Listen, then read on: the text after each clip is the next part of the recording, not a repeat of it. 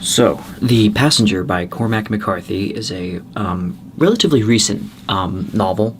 It's a part of a dual novel, I think, is what it was released as with Stella Maris or Stella Maris, I think.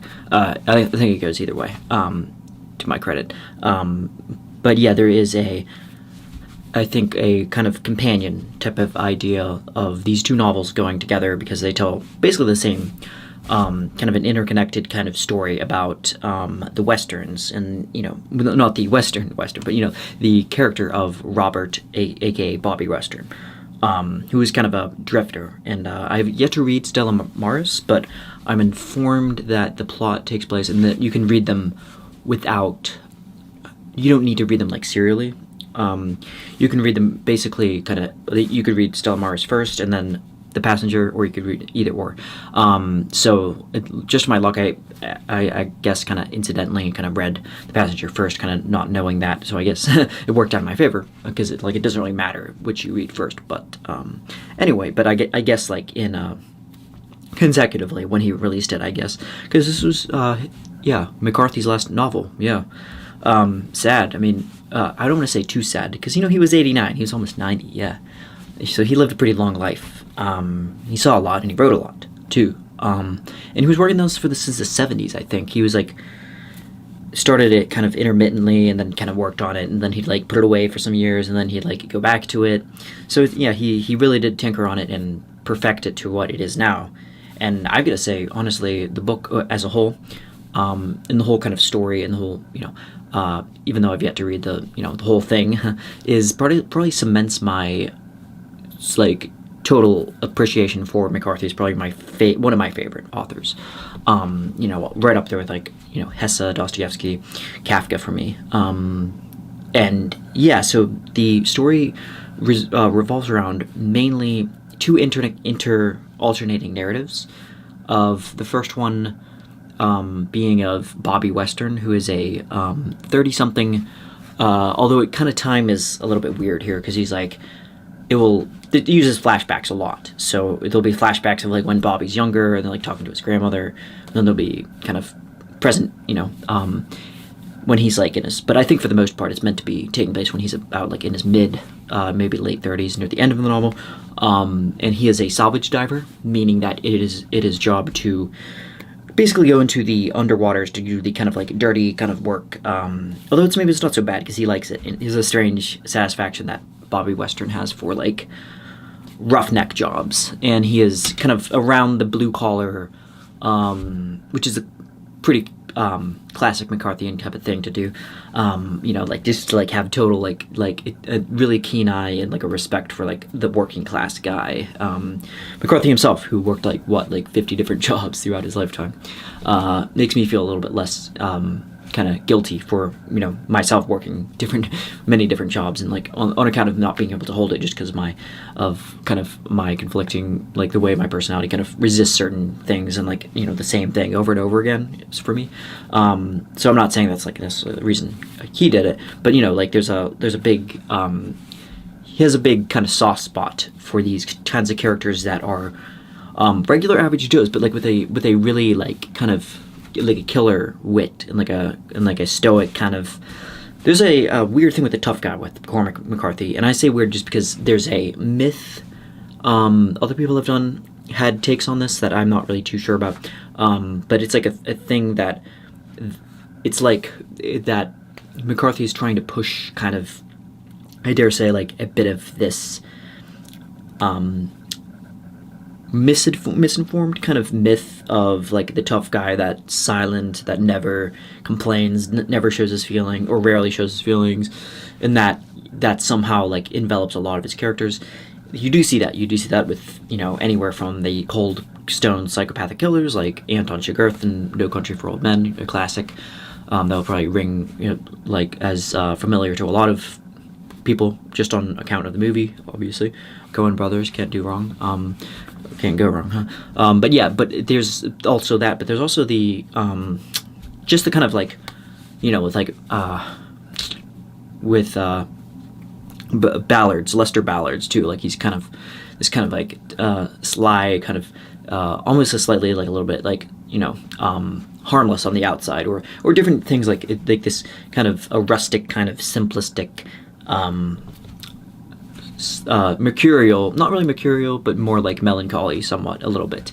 But like kind of like the silent kind of watchers, the stoic kind of farmer raised like from farm hands and ranching cattle, and they go across the West, and that's kind of what McCarthy did. He went across, did different odd jobs, and sometimes I'm not sure if he worked as, I think like I don't know if he was a truck driver, but he did a slew of different kind of like hard kind of knocks jobs, and he's like acquainted with that, so that's why you get this, which I guess is where his greatness is, because there's this profound, I know I hate that word profound, a lot of people do, but there's a immense like intelligence and like genius, and like I try to be a little bit more scarce with that word, because it's like, oh well, I'll listen to an artist that I like once or twice, and I'll be like, this person's a genius, and it's like, yeah, musically, lyrically, yes, but then there's like different geniuses, and like McCarthy was, safely I can say, without being kind of like, without falling into the kind of trap of just kind of worshiping and deifying McCarthy and authors that I like, or any, like even the best kind of most visionary authors, like but yeah, I hope I can say that with some merit, that he had a genius outlook on like the world, and it was paired with this, like just like there's like a practical like kind of every guy to him, like he was like able to kind of ease into these different circles and not really stick out like a sore thumb, and not really put himself out there at the whole advertising side of his whole thing with like like networking and creating connections and stuff, and he wasn't big on that, but he was just kind of big on just like doing the kind of mental work necessary, and but also physical work, I guess, too, but proving kind of that he was able to kind of play both ways. Like he was able to make characters, which you see in this novel, that were very, very, very like emotionally or like complex and nuanced, with so many different layers, like Alicia Western in this novel, and not to mention Bobby too. Like they both are very like polarizing and like contradictory in a good way, in a way that keeps you like on your toes, like constantly guessing like what they're going to say next, and like there's so many different so yeah, that I think this novel proves that like there's a tender side to McCarthy, and that it wasn't all just kind of the blood and guts of Blood Meridian, and which again is I get why people love that. It's probably one of my favorites as well, but there's a kind of like, there isn't the same kind of heart that in those kind of novels of like the 80s that he wrote in the 70s, that I do see with this kind of thing. And he kind of reaches a full circle of like, not sure if that's the right term, but like of realizing this kind of like all-encompassing of like addressing like all the different aspects, and like I don't know, Jungian way of like each aspect of like the personality is like embodied throughout this novel, like each, like from the kind of the stoical, kind of quiet, phlegmatic, cool-headed, aloof kind of Bobby Western, and then you get to see like kind of the manic conspiracy theories throughout kind of throughout the Klein, the private investigator, and then you get to see kind of like the very like intuitive, but also kind of fatally schizophrenic and mentally troubled Alicia, who is haunted by this. Well, I'm just gonna actually just jump right into it because I love this one so much. But yeah, there is. So yeah, Bobby Western is a salvage diver, but he was actually, as you peel the layers back, he was actually started out as a Caltech student, and he was at the university studying physics, and that was like what makes his like a little bit surprising when I heard that, because it was like, wait a second, so this really practical kind of like like everyday Joe kind of blue collar workers, like actually educated. Just let me check. Anyway, and you're like, it was a bit surprising just because I didn't quite expect that kind of breadth of education. But it turns out he actually, I think, dropped out at the last year to pursue race car driving in Europe, which, just from my like kind of understanding, is like probably like a good place for like lavish race car driving, where it's like so loud, is Monaco, just because that you would take like a half-hour train from there to, like, I think from Montpellier, somewhere in like south of France, near the shoreline, where it's, you know, like the very, it's like kind of, it's almost like polar opposites of Normandy, which is kind of colder, and but they're good, both great places, obviously, in their own right. But when you get out to like Monaco, it's like just like all, just it was, it was so beautiful, and like it was so like just regal. I felt kind of out of place, but at the same time, it was like race cars. Like if you hit them on a time when they're using that giant racetrack, it's just like like the scores of sound is just like, it echoes throughout the entire, just like your eardrums are just, I should have brought earplugs.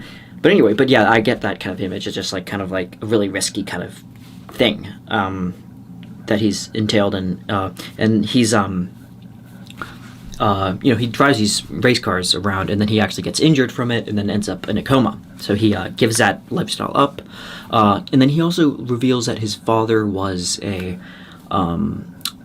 through this kind of omniscient to like this alternating narrative, that his father was actually on Oppenheimer's research team in Manhattan Project, and funnily enough, I actually did know slightly a little bit more before about J. Robert Oppenheimer, a little bit before the whole movie and the craze of Barbieheimer.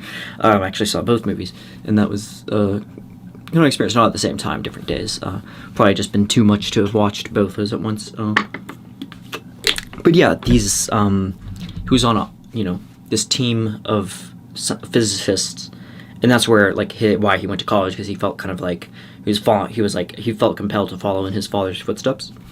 But now Bobby is he's kind of like, he reveals that his father was kind of haunted by the past, in that there's like another theme of like kind of like the past, and like this whole like parading or cascading element of the 20th century, of just like the bloodshed, and not just to mention Nazi Germany's all their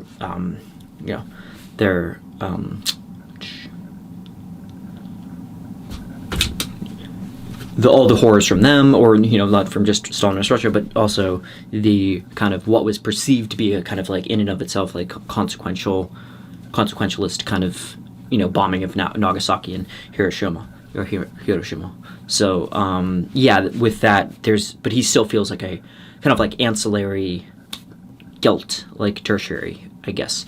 Like he feels it like lingering, like a residual kind of conviction that he has been partaking in this like massive evil that his father, or I'm sorry, not his father, but his that the rest of the team did. So he's like spends a lot of his time like out, kind of like by his lonesome, kind of just like wandering around, and you can kind of get where Bobby gets his kind of personality of like drifting and and just kind of restlessness. And then there's also the story told in Alicia's direction, where every chapter it's kind of like it goes back to her, and it switches back and forth. I think I said that. And she is I think I mentioned schizophrenic / schizoid, definitely a neurodivergent character, and she's very gifted as well, but she's more gifted in a weird kind of intuitive, abstruse, like inimitable kind of way that his brother cannot figure out. And then she ends up being so haunted by kind of this, like these hallucinations, and then there's this one hallucination that shows up that's nicknamed only the Thalidomide kid. Thalidomide kid. Okay, so he is, or just the kid. I really had a love-hate relationship with this character. He was like insanely just over the top, and just this kid that shows up in a very kind of like classic kind of Jungian weird fashion. Like he's like almost everything that like he that Alicia represses, and he is like shows up and does tries to put on like this huge circus show a lot of the time. Like he brings across his friends, and they're all like midgets, and some of them are like kind of like one-legged, one-armed men. And I get the impression that the kid's described as being like really short, and he just like kind of like shows up, and he's like, "Hey, I'm like," and he like kind of both tries to entertain, but also inadvertently kind of antagonizes Alicia as well, because she's like he puts so many different like so much like of a kind of like emotional burden on her too, like just to kind of go along with his like antics. And he is totally chaotic and turbulent, and kind of one second he'll be super like really like calm and relaxed in one chapter, and then the next chapter he'll be like on the like basically on the verge of like like losing his mind, if such a thing is possible. Because the thing is, like, it's constructed up, like, this character of the kid is, like, constructed up to be this bizarre entity that's, like, it's amoral, I guess, not immoral. Like, he comes from, because he's like, well, that's just the way, give it spoiler alert, as usual. At the end of it, he just says it's, like, it's all bad. He tells Bobby Western that all of this is due to the bad wiring, or, it's due to the bad, or the, something to do with like a bad template, like the way that that you guys were designed for the rest of everybody else, while you guys see people like like the Thalamin kid, or have these big kind of revelations that other people don't, is because something's like kind of wrong with the wiring, I guess. He puts it in a very unique way. So yeah, there's a lot of basically, so the passenger, the namesake for this one, comes from when Bobby Western is doing one of his dives, and he's going to kind of finding the remnants of this airplane. And this is early on in the novel, and it's like a very grisly airplane crash that's like results in the death of like something like 20 something people. And it's like, or maybe more, I think it was like, no, 50 people. I think it was like 40 to 50, I think.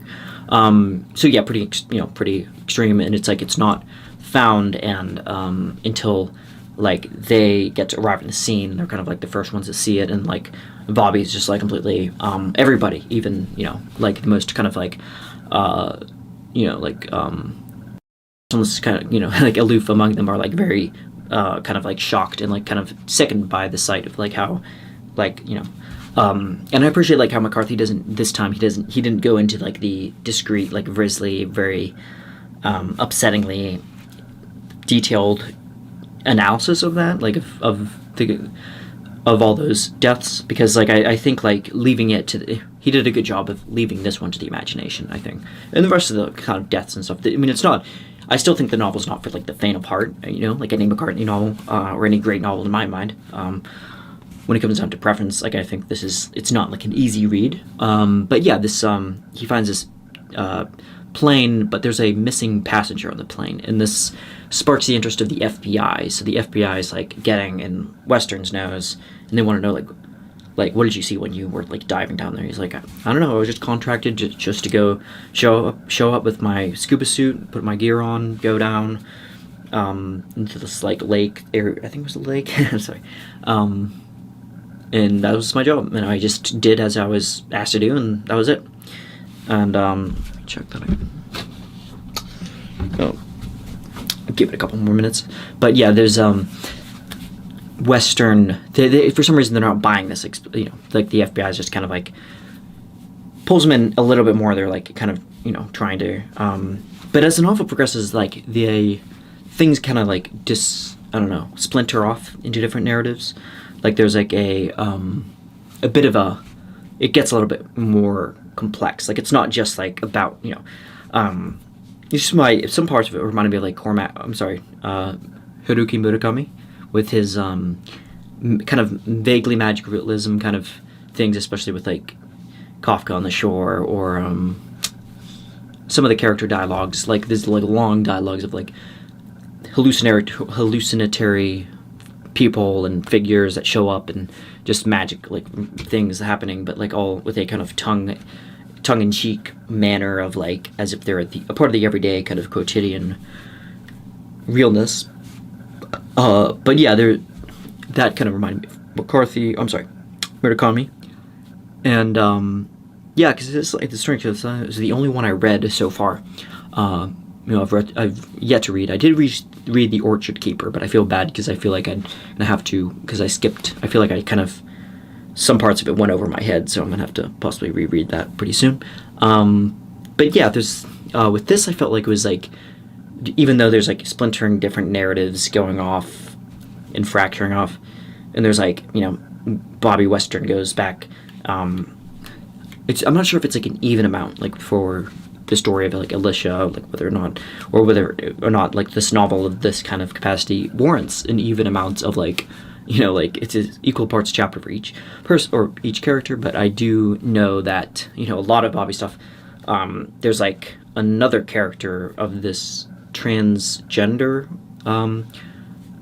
person who ends up born a man, I believe, and he's tells he's going on a date, and he's like telling the story to a kind of this patient guy, lending his ear to her, and she's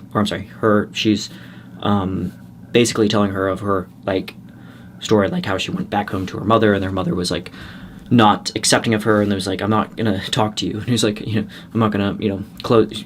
She began like closing her off, and basically, like, there's a part where, like, the only time when she was accepted was by her little brother, I think, or niece, nephew, and I think, I think he said something like, "Wow, you look beautiful," and then she was like, almost in tears, and like, I was like, I knew always like that, I always loved that boy. So yeah, there's like another soft spot for I didn't quite expect from McCarthy, like writing about such a radical kind of. I don't know. Not to say this is anything new. I mean, obviously, I think since like at least far back with like the 70s and like even in pop culture with like like the muse of the Velvet Underground, Candy Darling, like that was in the 60s, 70s.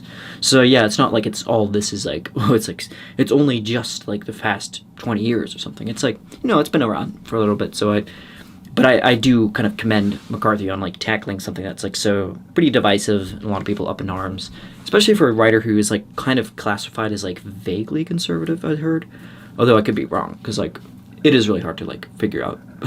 You'll look up list of like famous conservatives on Wikipedia, which I'm not saying it's reliable, but like David Foster Wallace shows up there, and it's like, I don't know.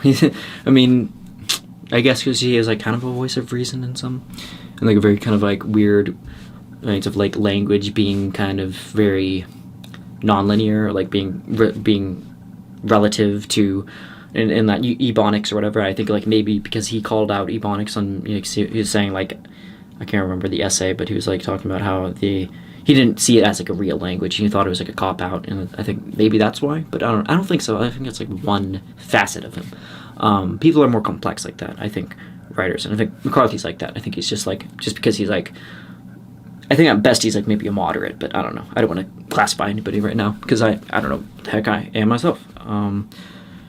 Anyway, but yeah, there's I think he mellowed out as he got older. But yeah, that character, and then there's another thing about the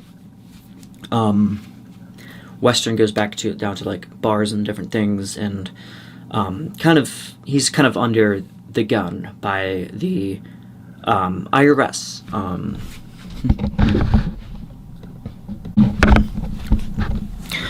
The IRS, and he is investigated for tax fraud. And this part of me kind of made me kind of like super identify with him, because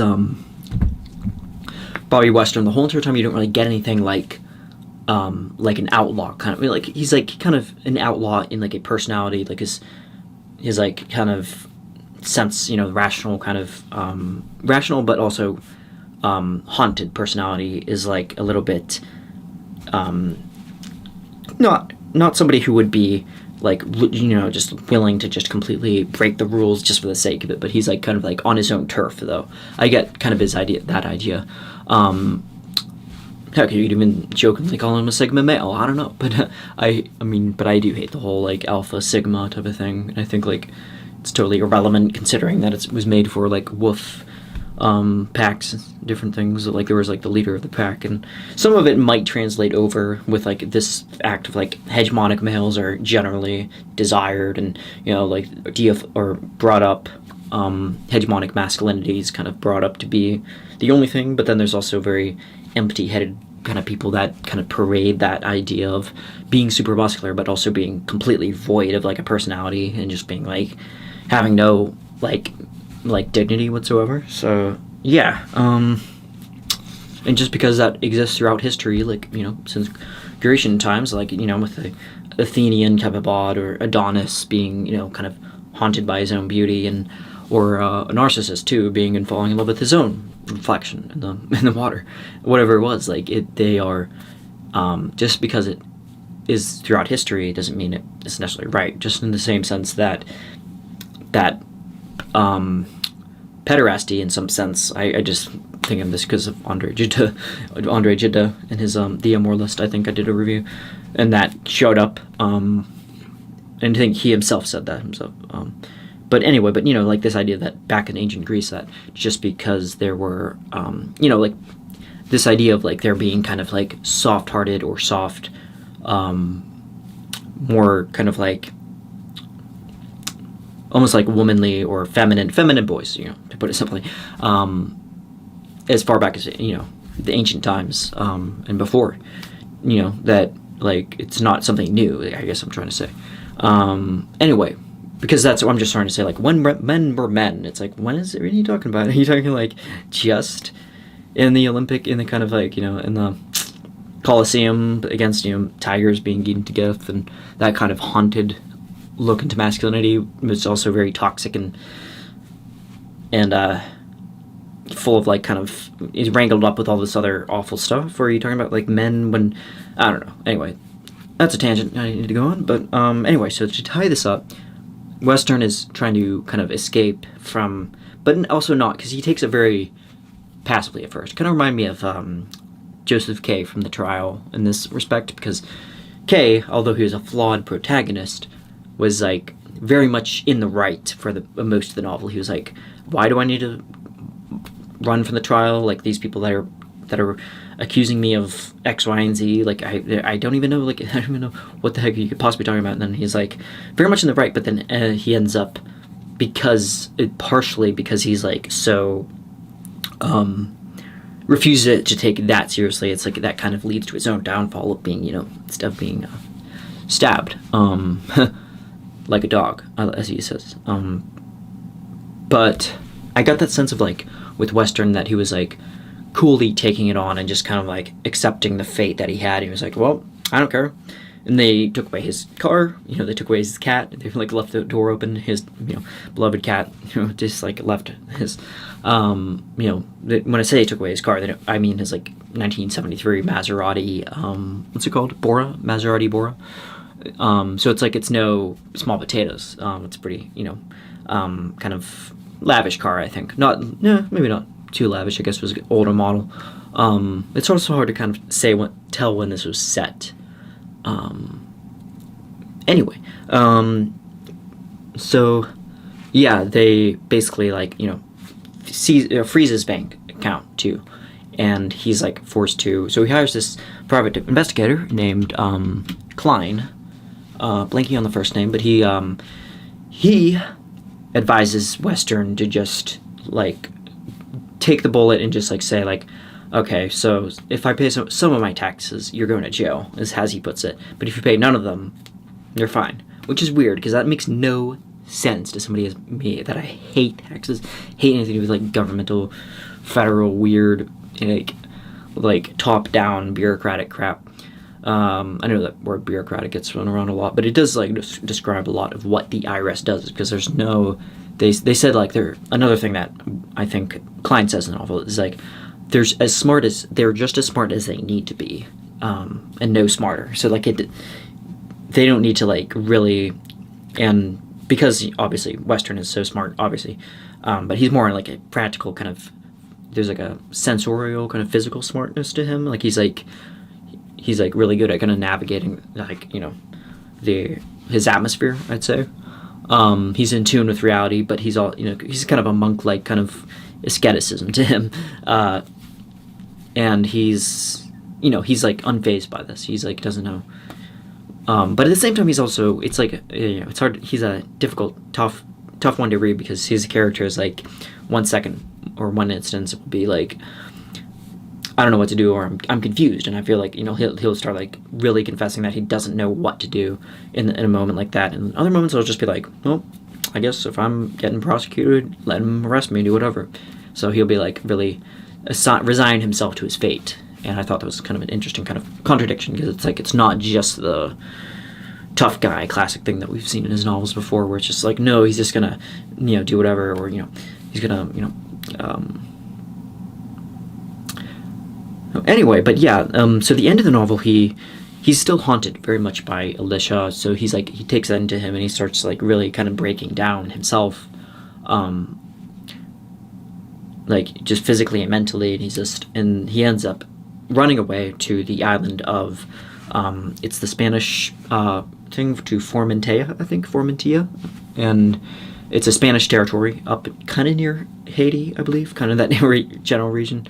So it's kind of like an outcast island that he goes to, and he's very much kind of like a Andy Dufresne kind of way of just like like living kind of that way. And he's like, but yeah, there's the plane crash, like it kind of goes over this kind of the novel, and there's like there's like the motif of the passenger too, like that you hear that kind of show up again, like a passenger or a missing passenger, and like kind of people are trying to put the puzzles together, but like it's never really put together. And I think that's another thing with like McCarthy's novels, is like they kind of come to a head, and it's like very kind of like a mercurial melancholy, and there's like some faint hope, and there's like some characters, very like upbeat characters that will like talk to Western, and they'll be like, he's like this one guy with like very flowery, I can't remember his name, Johnny something. He's like, I think he calls him Johnny Rat or something. And he's like, he just goes on these very flowery, ornate, and he's like, well, we should just seize our civilization and bring imbibe it with our poetry and our blood and under this red hot sun in a desolate desert full of bleak frost. Just very just like, totally on a new like pale, or beyond the pale, which is like what you'd expect of like a normal character. He's just like goes above and beyond that, and just like so like overly poetic, overly flowery, like colorful language that I always was like kind of welcomed to me, because I was like, I knew that he was like, it was on purpose, it wasn't like, it was like slightly tongue-in-cheek. Now, yeah, so you see these many different kind of fragmented narratives, and I don't think they're almost like converging, but they're almost like coming to like a head, and it's just like, and then they just kind of stop there, and it's like Western at the end is like making peace with Alicia, but the fact that he will see her when he's done, when he dies, and like it's a very beautiful, especially beautiful, like gorgeous piece of prose at the very end, just like that's chrysalis in a nice way that brings it to like a very nice, thoughtful end. And I must say that I really love this one especially, and I do very much recommend it. Yeah, somehow one novel that I wasn't totally late to. If that's any rights for bragging, but yeah, so I give, I completely recommend, and I'll try to start reading Solomaris as soon as possible, and yeah, let me know what you think. Thanks.